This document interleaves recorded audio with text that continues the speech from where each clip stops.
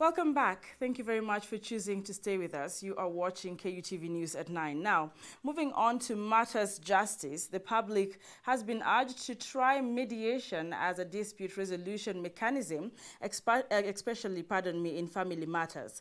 Machakos High Court Judge Justice George Odunga said while the court would deliver judgment on matters brought before it, the judgment may not resolve the conflict in the family, as either party will remain aggrieved or agitated even after the judgment. Now, this comes even as 3 suspects in the murder of Rise Cement Limited boss have been set free from custody.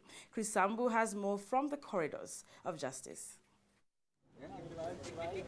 While speaking outside the courtrooms in Machakos, we officially opened the Legal Awareness Week on Monday, Justice George Odunga has called members of public to seek available means of mediation before proceeding with the judicial process. In the judiciary, we've introduced mediation.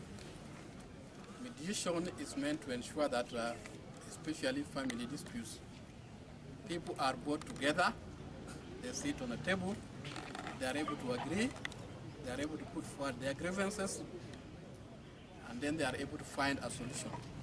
Mediation is not a system where the judiciary tries to impose its own values and beliefs on the people. Odunga said the court could not impose itself on parties to pursue mediation, adding that Legal Awareness Week that is ongoing in all counties countrywide, the Law Society of Kenya, together with the judiciary, will be seeking to educate members of public on the need to observe the law. You cannot access justice unless you know what you are coming to do. You first of all must know where the justice is before you can come to court and access it. A building courtroom is not justice. A courtroom that is constructed without anybody having access to it is not justice. Justice is you coming to court and putting forward your grievances. Law Society of Kenya Chairman Southern Eastern Branch Justice Mutia said the Legal Awareness Week was being marked in the wake of an increase in gender-based violence case, pointing out that the stability of the nation depended on the stability of the Kenyan people. Of late, we have witnessed increase of gender-based violence. It is no longer a surprise every day to get news of a woman or a man battered by her or his spouse. We need to ask ourselves what has made our homes, which are supposed to be the most secure places, hotbeds of violence.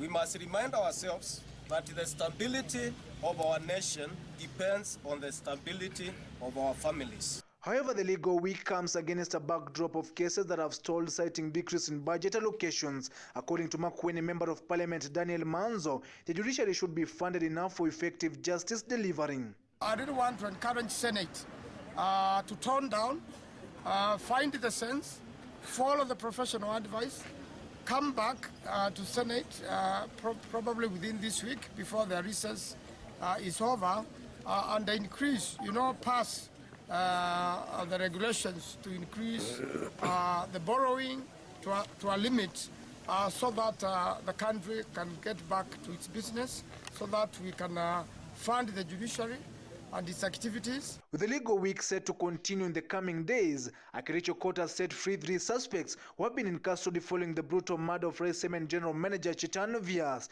Yakob Wali, Osman Nur, Shabdil Ismail have been freed after the investigation officer failed to obtain any evidence in connection with the murder. You see now, my client right to liberty under Article 29 has been infringed, whereby they have been detained for 21 days without any holding charges or other informal charge that has been actually preferred against us. The right to constitutional provisions under Article 29, under Article 28, under Article 47, even Article 50. 3 other suspects are still in custody in connection with the murder of Chetan Vias, who was murdered in his house at Rise Cement Factory on September. Chris Sambu, KUTV.